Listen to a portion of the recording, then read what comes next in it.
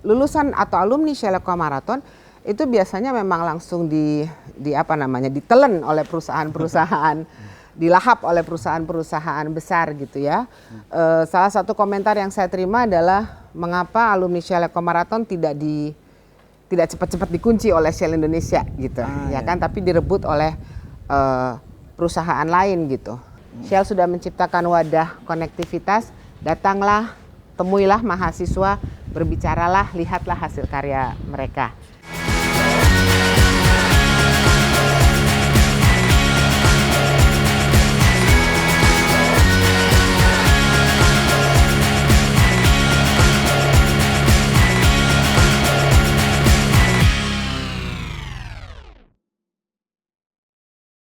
Halo Tribuners, kembali lagi di bincangtribunlombok.com bersama saya Wahyu Widiantoro.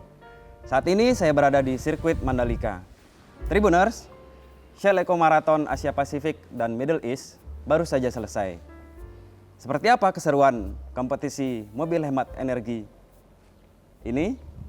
Bersama saya sudah ada Vice President Corporate Relations Shell Indonesia, Ibu Susi Hutapea. Halo Ibu, bagaimana kabarnya? Kabar baik sekali Wahyu, bagaimana Wahyu? Alhamdulillah, ini cerah sekali kita di sini. Ya. Ibu, ini Shell Eco yang tahun ini yang ketiga kalinya. Ada nggak yang mengejutkan Ibu ini tahun ini? Yang mengejutkan tentu adalah keberhasilan mahasiswa Indonesia ya, menyapu bersih di seluruh kategori yang ada. Itu mengejutkan sekaligus membanggakan buat kita sebagai orang Indonesia melihat generasi muda kita berkiprah di event internasional seperti ini. Kalau boleh tahu yang menang itu dari mana? Kategori apa? Untuk seluruh kategori kita punya 4 kategori, urban, prototype, off track dan juga regional championship ya. Untuk yang paling dominan itu adalah Institut Teknologi 10 November dari Surabaya, tim Sapu Angin. Kemudian diikuti oleh beberapa universitas lain seperti tim Universitas Indonesia dengan tim Arjuna dan juga tim Apate dari Brawijaya untuk kelas yang berbeda. Jadi tim-tim tersebutlah yang sungguh-sungguh mengangkat nama Indonesia, generasi muda Indonesia. Kalau dari catatan kami, ini tim Indonesia ini sudah langganan di podium gitulah Ibu. Jadi bagaimana Ibu melihat tim-tim kita ini sangat kompetitif sekali berarti? Ya, memang saya melakukan juga roadshow ya ke universitas-universitas. Jadi semangat inovasi itu bukan hal baru bagi generasi muda Indonesia. Dan kalau misalnya kita lihat ya Wahyu ya, memang ada tim yang langganan seperti Gajah Mada, Airlangga, ITS, ITB, UI, Brawijaya itu adalah tim yang langganan. Tapi ada juga tim yang mulai secara kontinu berpartisipasi seperti Universitas Syahkuala, kemudian juga Universitas Sumatera Utara itu juga mulai secara kontinu berpartisipasi.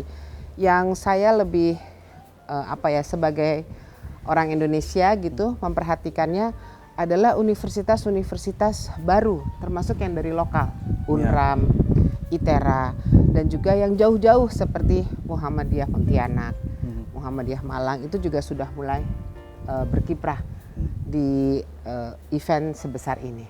Jadi bukan hanya yang sering kita dengar namanya atau yang populer, tapi juga sudah semakin menyebar gitu. Oke Bu, dari yang Ibu lihat, jadi tim-tim yang selain yang tadi naik podium, juga ada tim-tim baru yang mulai rajin gitu kan. Yang Ibu lihat, apa mungkin dibalik konsistensi mereka, dibalik competitiveness-nya mereka? Ya, yang pertama itu tentu adalah semangat untuk terus menghasilkan inovasi. Jadi dari tahun ke tahun setiap tim ini selalu mencari apa yang baru yang bisa mereka upgrade. Contohnya adalah apakah misalnya tentu mobilnya makin cepat. Kedua mungkin mobilnya bahan bakarnya makin irit, itu yang dari segi teknikalnya. Tapi tidak lupa juga desainnya makin menarik, makin ergonomis. saya pernah melihat bahwa di tahun 2022 ke 2023 ada satu universitas yang bisa menciutkan bobot kendaraannya sebanyak hampir 100%. Jadi dia bobot kendaraannya tanpa mesin hanya 7 kilo. Gitu, beratan tas saya. Ya. Untuk merefresh sedikit mungkin Ibu Susi, kompetisi ini seperti apa sih sebenarnya Ibu Susi? Ini adalah kompetisi menciptakan mobil hemat energi. Kami memiliki 2 kelas, yaitu mempertandingkan 2 kelas untuk menciptakan mobil hemat energi dalam bentuk yang prototype dan juga dalam bentuk yang urban. Prototype itu adalah mobil yang 3 roda, hanya ada 1 pengemudi di dalamnya. Kemudian kalau urban ada tempat untuk penumpangnya dan beroda 4. Kalau misalnya kita lihat ya, prototype itu bentuknya akan sangat ergonomis ya, dan desainnya seperti peluru. Itu kalau prototype. Sementara urban ya mendekati mobil-mobil yang ada di perkotaan. Gitu, kurang lebih akan seperti itu. Nah, 2 kelas ini atau dua tipe ini akan kita bagi cabangnya menjadi 3, tergantung dengan mereka memakai bahan bakarnya apa. Jadi ada bahan bakar yang internal combustion engine, itu pakai bensin, pakai etanol gitu ya. Lalu ada juga pakai baterai elektrik atau listrik, dan yang ketiga adalah hidrogen. Jadi dari 2 jenis ini kita punya 3 cabang untuk bahan bakar yang digunakan. Oke Ibu, ini kompetisi mobil hemat energi begitu Bu. Dan ini dikerjakan oleh tim begitu. Nah, sebagaimana kompetisi ini melatih para pesertanya dalam hal apa saja, bisa di bidang apa saja? Tentu yang pertama adalah semangat inovasinya, tapi yang tidak kalah penting adalah kerjasama dan juga spirit untuk entrepreneurship ya. Karena kan mereka bukan hanya harus mendesain, jadi secara teknikal kan mereka harus menciptakan mesinnya, kemudian mengukur BBM-nya, mengukur energinya dan sebagainya. Tapi ini kan proyek yang swadaya, sehingga tim ini juga harus bisa menciptakan gagasan dan menjual gagasan itu. Mereka mencari sponsor sendiri. Di beberapa universitas yang katakanlah sudah lebih berpengalaman, tim Shell Eco Marathon mereka tidak hanya terdiri dari anak-anak fakultas teknik jurusan mesin, tapi juga dari ekonomi gitu. Dan juga ada juga mengundang fakultas seni rupa untuk menciptakan mobil yang lebih cantik. Jadi mereka belajar untuk yang pertama tentu semangat inovasi, kedua kolaborasi dengan berbagai jurusan, dan yang ketiga entrepreneurship. Saya juga menghargai kedisiplinan karena ini kan proyek yang harus dibikin setahun panjangnya. Dan mereka mengalami ups and downs gitu ya. Kadang-kadang loh kok udah capek-capek kok mobilnya malah lebih boros. Mereka mungkin harus redesign, harus ulang lagi. Dan bagaimana mereka memiliki keteguhan hati untuk bisa terus-menerus memperbaiki mobil mereka. Dari 3 tahun pelaksanaan Shell Eco Marathon di Mandalika ini, apa yang Ibu catat inovasi-inovasi yang baru mungkin tercipta dari penyelenggaraan? Iya, setiap tahun selalu ada inovasi ya Wahyu, seperti yang tadi sempat saya jelaskan bahwa masing-masing mahasiswa ini berupaya supaya mobilnya itu baru terus gitu. Ada elemen inovasi dalam mobilnya. Saya kasih contoh, misalnya tim dari Universitas Syah Kuala itu senantiasa menekankan pentingnya bobot mereka yang semakin ringan gitu ya.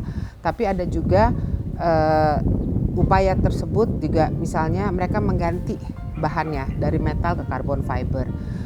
Ada juga biasanya misalnya mobilnya ini kalau misalnya saya ambil lagi tim Syah Kuala, menyebutnya dengan tim Malam Jiwa ya kan. Nah itu diganti tuh Malam Jiwa 2.0, 3.0 gitu. Menekankan bahwa mobilnya itu terus berinovasi gitu ya, ditambah elemen yang baru. Nah tapi di tahun ini ada tim yang bahkan membentuk mobil yang sama sekali baru. Gitu. Jadi mereka juga sudah menciptakan kebaruan dalam bentuk desain yang sama sekali berbeda untuk bisa berlaga di kompetisi ini. Juga ada di hal lain, mereka juga ada tim yang menciptakan sistem telemetri sendiri untuk bisa memantau pergerakan mobil mereka. Dan itu juga hasilnya mereka juga merebut nomor untuk inovasinya. Jadi selalu banyak inovasi yang mereka ciptakan, tidak hanya dari segi tampilan outer atau body dari mobil tersebut, juga dari mesinnya dan juga sistem pengukurannya mereka selalu berinovasi. Ini kembali lagi ke 3 tahun penyelenggaraan. Selama 3 tahun ini kan pesertanya dari berbagai negara. Ya, catatan kami yang tahun ini saja itu 12 negara, Ibu. Seperti apa sih, Bu, tantangannya menyelenggarakan event sebesar ini? Yang paling masing-masing tahun punya tantangan tersendiri. Kita memulai di tahun 2022 di mana kita baru saja selesai dengan COVID. Sehingga kita memulai Shell Eco Marathon dengan protokol yang ketat, jumlah student juga lebih terbatas, kita semua pakai masker dan sebagainya. Di tahun 2023 kita mengalami juga tantangan dari segi shipping gitu ya, bagaimana kita bisa memastikan seluruh mobil tiba di sirkuit Mandalika, di sirkuit MGPA dengan betul-betul tepat waktu gitu ya, tanpa adanya lonjakan biaya yang berlebihan. Itu yang kita manage di tahun 2023. Di tahun 2024 ini tantangan kita tentu memperhatikan kedisiplinan para mahasiswa gitu ya. Ketika shipping sudah berjalan dengan lancar, kita juga berusaha untuk mahasiswa ini lebih disiplin dalam mematuhi ketentuan yang berlaku gitu ya. Nah, dari 2022 hingga tahun ke 2024, saya rasa yang paling perlu diperhatikan adalah bagaimana pihak terkait bisa menjadikan event sebergengsi Shell Eco Marathon menjadi platform yang sungguh berguna bagi negara ini. Karena event ini sebenarnya adalah platform yang diciptakan oleh Shell supaya ada konektivitas. Mahasiswanya datang, pembimbingnya datang, inovasinya digelar gitu. Kita berharap pemerintah baik lokal maupun pusat mendengar gitu, menyaksikan sendiri bagaimana inovasi sudah tercipta. Kita berharap kaum industriawan ATPM bisa datang untuk melihat, oh ternyata generasi muda Indonesia sudah berpikir jauh ke depan gitu. Karena ini kan bukan hal yang mudah, bukan hal yang murah, investasi yang sungguh mahal. Dan itu dilakukan dengan sangat berhasil oleh mahasiswa kita. Baik, ini investasi masa depan berarti, Bu Sisi ya. Khusus untuk di Mandalika sendiri seperti apa Ibu melihat dampak penyelenggaraan ini? Di Mandalika saya pikir semua secara keseluruhan bisa dikatakan komentar yang kita dapatkan dari peserta luar negeri maupun dari mitra kita, mereka sangat puas ya, karena ini kan suatu kondisi yang cukup langka, di mana ada sirkuit internasional yang didukung dengan infrastruktur yang baik. Ada hotel bintang 5, ada hotel yang terjangkau oleh mahasiswa, kemudian juga ada di Kuta kita bisa menemukan berbagai restoran, berbagai jenis makanan gitu. Kedatangan penyelenggaraan event Shell Eco Marathon tentu juga menghidupkan ekonomi lokal, ya kan? Kita pakai ada sekitar 1.000 orang hadir di sini, kita tentu memakai seluruh fasilitas perhotelan, shuttle, kendaraan, sewa kendaraan, itu juga kita pakai, dan tidak lupa catering lokal, restoran lokal gitu. Saya percaya itu akan berkontribusi. Jadi tanggapan terhadap Mandalika ini, saya pikir Mandalika memiliki kombinasi yang unik sebagai suatu tempat dengan sirkuit, scenery atau pemandangan dan infrastruktur yang komplit. Sangat sayang kalau tidak di zoom, tidak di highlight gitu, tidak digunakan secara maksimal. Ini pesertanya sambil liburan nggak sih, Bu? Oh iya, pada jalan-jalan, pada shopping juga mereka, saya dengar. Sampai mesti ditangkap-tangkepin. Iya, kami juga mendengar ini penyelenggaraan Shell Eco Marathon akan beralih ke negara lain, Ibu. Untuk tahun depan, kalau nggak salah ke Qatar, Ibu ya? Ke Qatar, iya betul. Seperti apa itu, Bu, sebenarnya penentuannya misalnya? Ya, kita berusaha menjaga keseimbangan ya, karena ini kan event untuk regional, Asia Pasifik dan Middle East. Asia Pasifik dan Timur Tengah. Jadi Mandalika atau Indonesia dipandang sebagai tempat yang tepat, lokasi yang tepat untuk menyelenggarakan cakupan Asia Pasifik, dan Qatar dianggap sebagai titik yang tepat untuk Timur Tengah. Gitu. Memang ini ada plus minusnya untuk siswa Indonesia. Tentu mereka akan keluar biaya jauh lebih besar untuk ke Qatar. Gitu. Tapi hal yang sama juga dirasakan oleh siswa Timur Tengah ketika mereka harus ke sini gitu ya. Jadi kita menjaga keseimbangan itu supaya tidak melulu ada di satu negara saja. Jadi seperti apa nanti Ibu untuk Shell Indonesia ya mendukung tim mahasiswa dari kampus dari Indonesia ketika mereka berkompetisi di luar? Ya, kami masih mengkaji kira-kira bentuk dukungan seperti apa yang bisa dilakukan oleh Shell Qatar dan Shell Indonesia dalam menarik mahasiswa dari berbagai negara untuk hadir dalam Shell Eco Marathon di Qatar. Karena pihak Shell Qatar pun menyadari besarnya kos yang harus ditanggung karena secara lokasi Shell Qatar lebih jauh dari mana-mana. Secara logistik juga lebih jauh. Iya. Tadi kan banyak inovasi tercipta Ibu. Tadi untuk dukungan yang di kompetisinya sedang dikaji. Lalu dukungan di luar kompetisi gitu, kepada mahasiswa kita dari kampus-kampus di Indonesia. Misalnya seperti apa nih? Setelah ini misalnya tadi kan banyak tercipta inovasi, apakah ditindaklanjuti dengan apa mungkin dari Shell? Iya, dari Shell percaya bahwa kita tidak bisa bergerak untuk melancarkan ini sendiri gitu. Tidak mungkin hanya Shell saja selaku pihak swasta. Terus terang menciptakan event sebesar ini adalah suatu kebanggaan buat Shell. Sebenarnya kami berharap kami menyediakan wadah, mahasiswa memanfaatkan untuk inovasinya, maka pemerintah mengembangkan apa yang ada dari mahasiswa dan pihak industri tertarik untuk melirik. Kamilah yang menciptakan wadahnya. Kalau misalnya Wahyu lihat dari seluruh temuan mahasiswa atau rancangan mahasiswa, Shell tidak akan melakukan klaim apapun, gitu. Jadi kami misalnya mereka menemukan teknologi baru, Shell tidak akan terkait dengan hak ciptanya, patennya ataupun tidak akan terkait, sepenuhnya milik mahasiswa, gitu. Akan tetapi yang kami harapkan wadah ini sebaiknya dimanfaatkan, gitu ya, dilirik dengan penuh dukungan oleh pihak-pihak lain, gitu. Ini loh ada insinyur yang oke gitu dari hasil Eco Marathon seperti itu Bu ya? Ya bisa juga. Jadi lulusan atau alumni Shell Eco Marathon itu biasanya memang langsung ditelen oleh perusahaan-perusahaan, dilahap oleh perusahaan-perusahaan besar gitu ya. Salah satu komentar yang saya terima adalah mengapa alumni Shell Eco Marathon tidak cepat-cepat dikunci oleh Shell Indonesia gitu, kan, tapi direbut oleh perusahaan lain gitu.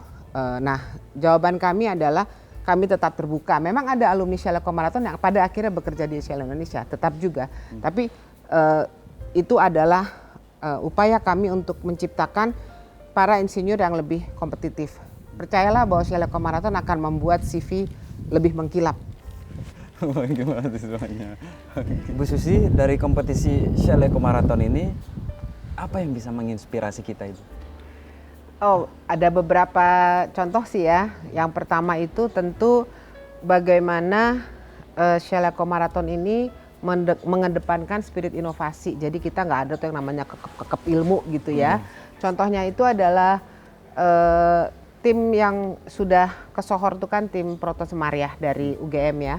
Itu dia sudah tim ini menjadi incaran. Jadi sebelum tim Brunei namanya Belia Tabah itu kepingin masuk di industri di kelas yang sama, memang dia sudah melakukan kunjungan dulu ke Jogja untuk kira-kira mempelajari langsung akan seperti apa nanti idealnya mobil mereka. Jadi itu adalah contoh bagaimana kolaborasi ini juga antar negara gitu ya. Walaupun ini kompetisi tapi kompetisi tetap bisa menciptakan kolaborasi demi yang namanya pembaruan teknologi gitu ya. Yang kedua juga khususnya untuk Provinsi Nusa Tenggara Barat gitu, di mana ketika kami datang mereka kan belum mengerti ini sebenarnya kompetisi apa gitu ya. Bahkan masih banyak birokrat ataupun mitra kami yang ketika kami ajak bicara untuk memperkenalkan Shell Eco Marathon, mengira ini adalah maraton di sirkuit, lomba lari di sirkuit gitu, ya kan? Jadi saking uniknya kompetisi ini atau event ini. Nah, ketika mendengar event ini dan spirit inovasinya dan juga manfaatnya untuk negara dan generasi muda, maka Pak Gubernur waktu itu, Pak Zulkifli Mansyah meminta tolonglah berikanlah akses untuk pemuda NTB agar bisa berkiprah gitu. Apakah bisa diberikan red carpet seperti kalau misalnya kita lagi ada lomba rally atau lomba mobil ya. Akan tetapi karena ini yang diuji bukan soal kecepatannya tapi soal pembaruan teknologinya, permintaan tersebut kami tolak. Akan tetapi universitas di Mataram mendapatkan kesempatan untuk melakukan kunjungan dan pembelajaran di sini. Dan yang kedua, UNRAM dan ITERA berpartisipasi sebagai peserta di tahun berikutnya. Yang lebih membanggakan lagi adalah sejak kami mengadakan Seleko Marathon di Mandalika, akses untuk jenjang pendidikan di bawah universitas dalam arti jenjang SMA juga sudah kami buka. Gitu. Mereka bisa untuk masuk lebih cepat dalam kompetisi bergengsi ini. Dan SMK dari SMK N1 Lingsar. Ya, SMK dari NTB juga sudah berpartisipasi. Jadi saya pikir kisah inspirasinya adalah bagaimana kesempatan untuk bertumbuh itu kita sebarkan di area tempat kita menciptakan kompetisi ini. Kalau menurut Ibu yang most memorable lah dari 3 tahun ini apa? Setiap tahun pasti ada ya ininya ya, kenangannya gitu ya. Paling gitu. berkesan. Kalau gitu. saya tuh yang paling berkesan waktu tahun lalu, jadi bukan di tahun ini, itu ada satu tim yang mereka record kecepatan dan iritnya bahan bakar yang digunakan ternyata jauh di bawah harapan mereka ketika mereka tes. Jadi sebelum uji di sirkuit, diukur di sirkuit, mereka udah patah arang gitu ya. Jadi mereka udah nangisnya di pojok situ saya ingat pas saya lagi lewat.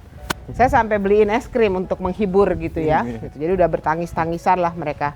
Ternyata ketika hari hanya dicoba, di luar dugaan mereka ternyata bagus performanya. Gitu. Bahkan mendapatkan juara pertama gitu. Jadi sampai menit terakhir pun keringat itu tetap diperas, otak itu tetap berputar gimana caranya kita harus bisa menang. Itu saya pikir satu pengalaman lah ya, memorable banget itu buat saya. Oh di sini dia udah merasa kandas tapi besoknya mereka bisa sulap sampai menang. Ada power ice cream nggak tuh? Mungkin ya, jangan-jangan ya. Baik Ibu, tahun depan kita akan beralih ke Qatar. Lalu seperti apa nih dari Shell Indonesia mempersiapkan diri untuk penyelenggaraan di sana dan membantu mempersiapkan teman-teman kita yang akan berangkat. Kami berharap bahwa the top 5 itu tetap pergi dan saya pikir karena mereka juga sudah memiliki pengalaman, jaringan dan juga sponsor yang sudah berlangganan gitu istilahnya ya, cukup kuat. Mereka pasti memiliki kapasitas untuk berangkat. Lebih dari top 5, saya pikir kita juga akan tetap berusaha menarik sebanyak-banyaknya dengan juga memberikan dukungan, termasuk dukungan finansial yang saat ini sedang dikaji, agar lebih banyak mahasiswa Indonesia yang tidak hanya bisa tampil di kandang sendiri gitu ya, tapi juga di negara lain juga bisa berkiprah. Baik Ibu, dari seluruh penyelenggaraan, apa pesan yang ingin Ibu sampaikan? Pesan saya kepada seluruh generasi muda adalah untuk tetap memiliki semangat berinovasi. Pesan saya untuk generasi yang lebih senior adalah untuk memiliki keyakinan dan memberikan kepercayaan serta kesempatan bagi generasi muda untuk terus berkembang. Karena generasi muda inilah yang akan menjadi tumpuan harapan kita. Kayak seperti saya gitu, ketika saya berkomunikasi dengan mereka gitu ya, maksudnya berbicara.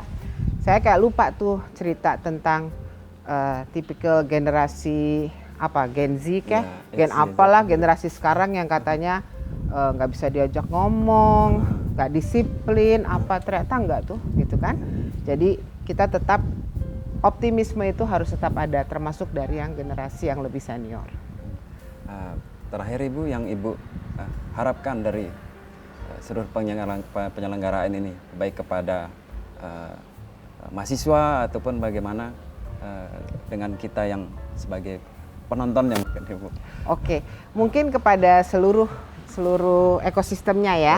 Jadi kepada mahasiswa tentu agar terus berpartisipasi, dan untuk kepada stakeholders kami yang lain baik pemerintah daerah, pemerintah pusat maupun kepada industri, kami tetap menyerukan pakailah wadah ini. Shell sudah menciptakan wadah konektivitas, datanglah, temuilah mahasiswa, berbicaralah, lihatlah hasil karya mereka gitu ya. Dan juga untuk seluruh masyarakat Lombok, marilah tumbuh bersama kami gitu, karena jangan sia-siakan keunikan yang dimiliki, dan ikutlah bangga bersama Shell, karena event Shell Eco Marathon adanya hanya di Mandalika. Satu kata untuk sirkuit Mandalika ini. Sirkuit Mandalika, satu kata aja, dua kata lah. Boleh lah. Tentu sirkuit Mandalika ini memang layak menjadi sirkuit internasional, gitu. Karena seluruh standarnya sudah dipenuhi. Kalau saya bicara, ini jadi panjang sedikit ya. Kalau saya bicara dengan Pak Andi selaku CEO dari MGPA, beliau selalu mengatakan beliau banyak belajar dari Shell Eco Marathon, terutama dari segi safety, gitu ya. Karena standarnya kita kan safety paling tinggi. Tapi kalau saya pribadi sebagai orang Shell, yang saya lihat adalah standar kebersihan. Karena setelah acara selesai, gitu, semua sampah langsung bersih gitu. Jadi saya pikir dijagalah sirkuit ini tetap standar internasional. Baik Ibu, terima kasih banyak waktunya Ibu. Terima kasih Wahyu. Baik Tribuners, demikian bincang Tribun Lombok kita kali ini bersama Ibu Susi Hutapea. Sampai bertemu lagi di bincang Tribun Lombok berikutnya. Salam mata lokal menjangkau Indonesia.